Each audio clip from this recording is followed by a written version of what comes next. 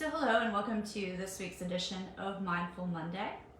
Today we are talking about how to feel more optimistic and have a more positive outlook on life in general and things too. So it's great to be here as you're joining, whether it's live or watching the recording. Feel free to put in the comments where you're coming from, and of course if you have any questions, comments, or any topics you'd like to hear covered in upcoming weeks, we'd love to hear about them. At the end of this, I'll put in the comments a link to the YouTube channel. That's where all of the previous Mindful Mondays live, and we do appreciate anyone subscribing to that as well.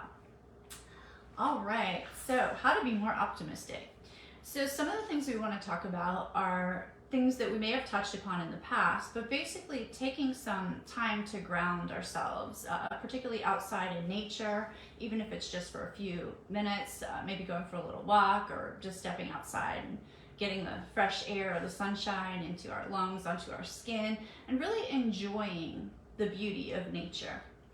I realize it is a little bit easier to do here in Florida sometimes, but you know, there's always something you can do.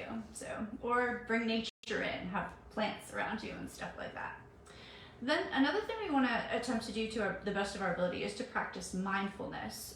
So there are different ways to do this. I'm not necessarily saying you have to sit in silent, lotus position for 30 minutes every morning and every night. You certainly can do that if you like, but you can have a mindfulness practice while you're eating. You can bathe and enjoy the smell of the soap, or whatever that is for you, or you can luxuriate in self-massage, abhyanga they call it in Ayurveda, or you can diffuse oils and just really savor that kind of stuff. You can be savoring your meals. I have the practice of setting a little reminder, and it's a silent reminder because of the things I do, that goes off every 2 waking hours, and I just take 3 deep breaths. On the exhale, I'll think in my own mind, relax now, but you could certainly make that a positive mantra if you didn't like relax now.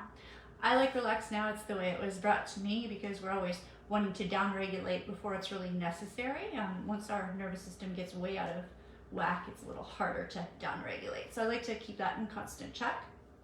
We also talked about an open focus exercise, which I also like to do in nature. So I'll typically do this about once a day on my walk, and it's simply, it's a modified Betty Erickson, so you would simply look around and say, I'm aware I see, pick 3 things, repeating that, and then I'm aware I hear 3 times, and then I'm aware I physically feel, like my feet on the ground, my butt in the chair. So that opens our focus, and it can help to get that whole sense of mindfulness going as well. We definitely want to be exercising or stretching, practicing yoga on a daily basis. Not only are we going to feel better if our body feels better, because if you have aches and pains, it is a little harder to be more optimistic, but also you get your endorphins flowing, and that's that feel-good kind of energy. All right, and then another aspect of mindfulness that doesn't sound as much fun, but it is a good practice to have, is to kind of just sit with any negative thoughts or beliefs without judging them, without trying to push them away. When we push things away, we end up experiencing more of it. It's called experiential avoidance. So just kind of sitting with them and observing and knowing this is going to pass. And you can learn a lot just by being curious about your own interesting thoughts and beliefs. So the next thing we want to talk about is changing your words. So I often advise only for a period of 24 hours, or you'll go a little bit cuckoo, I think. But for 24 hours, notice everything that you say or think, or words, phrases, thoughts, beliefs that's negative, or at least, not so positive, I'd say, because sometimes it's like, it just is what it is, but anything that's not positive. So I would advise writing them down. Don't drive yourself crazy, but make a little note for 24 hours. So what you do then is you have this piece of paper with all these thoughts, beliefs, and sayings, and you can kind of look at what kind of patterns are going on there, and then you can kind of reframe them. So you want to be starting to replace any negatives with positives. So instead of saying I should, you might be replacing things with I could, or instead of I can't, you can say, well, I can learn to. So maybe it's not possible right now, but I can learn to. Or instead of it'll never, it might.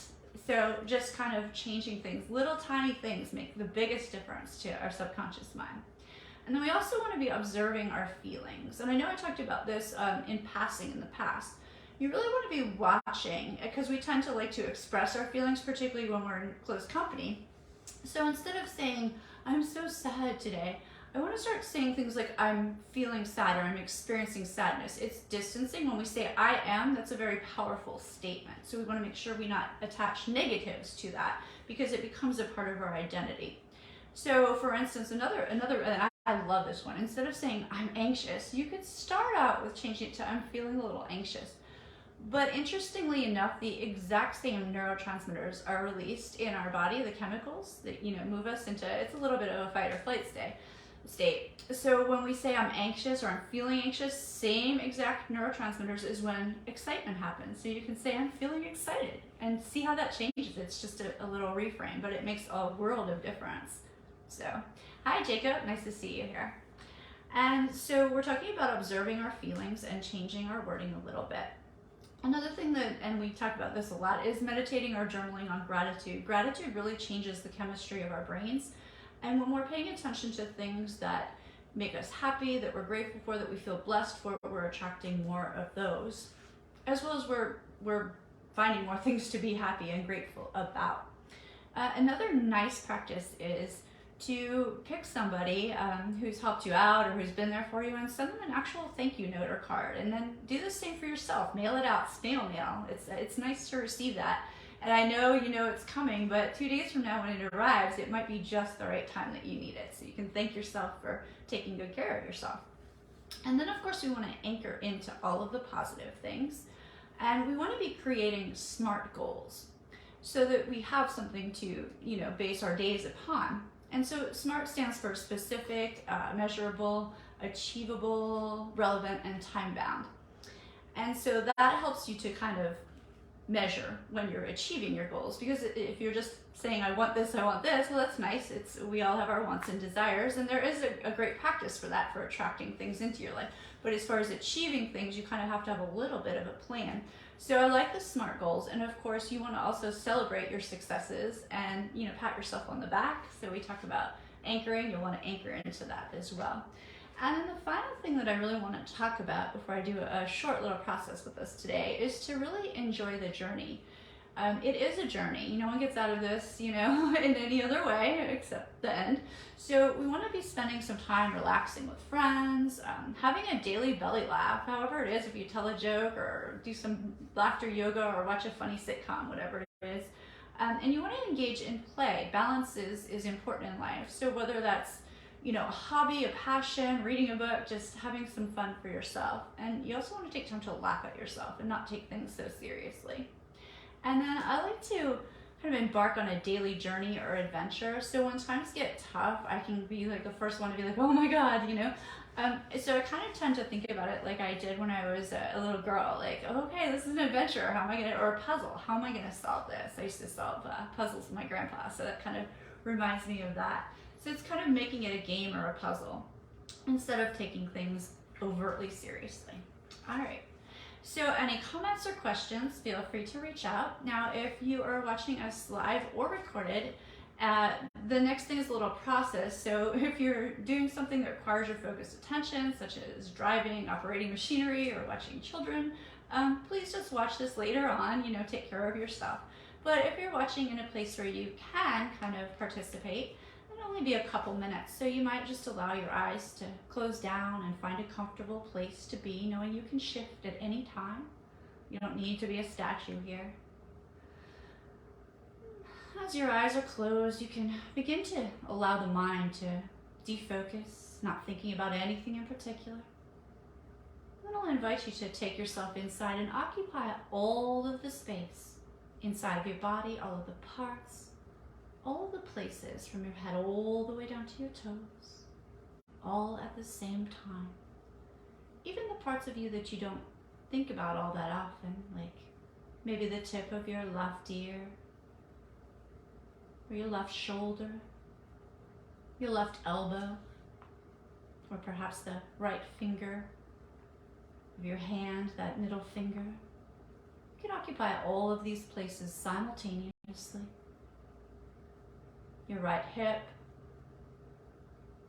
and the space behind your left knee, your right ankle, and the arch of your left foot. And occupy all the space inside of your body. And you know, some people, they get a feeling of kind of filling up with a wonderful, comfortable, kind of fluid-like feeling, or others, they feel like a relaxing, hypnotic gas is going on inside of them. Others feel like they're being saturated everywhere by a beautiful golden light. But however you do it is the right way to do it for you, so just allow that feeling of occupying every place in your body all at the same time, right here, right now. Good. And now get a feeling of expansion all over, like you're a bubble expanding out into the universe in all directions, like you're a beautiful ball of energy shining way out into space, far beyond the limits of your physical body. And now double that feeling. That's right. And now double it again, letting it fill you up. Good, good, good.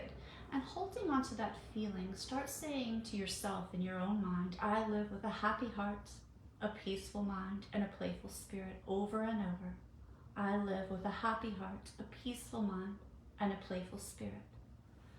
I'll let you do that for yourself for a little bit here, that I live with a happy heart, a peaceful mind, and a playful spirit. That's right.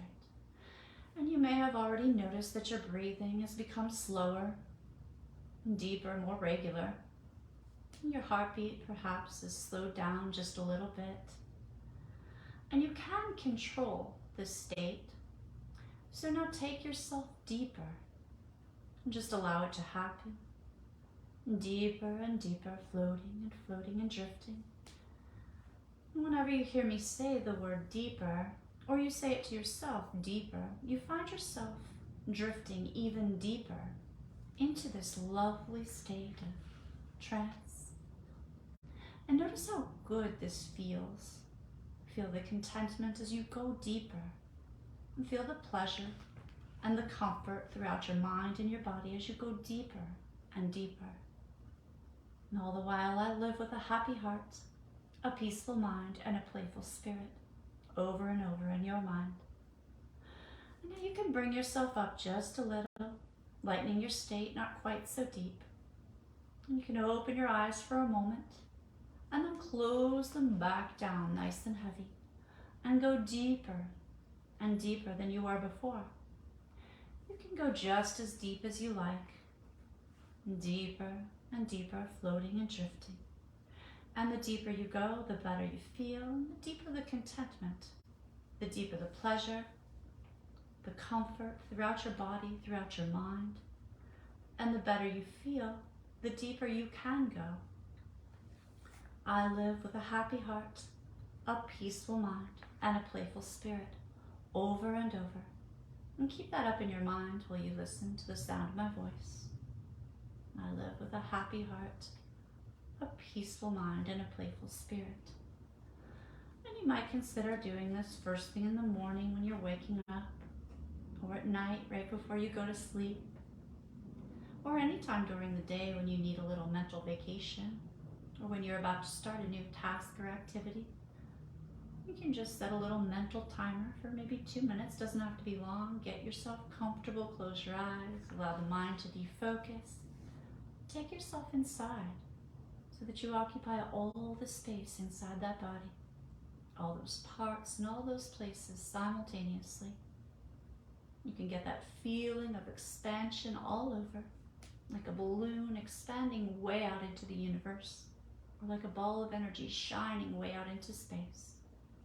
And then double that feeling, going deeper.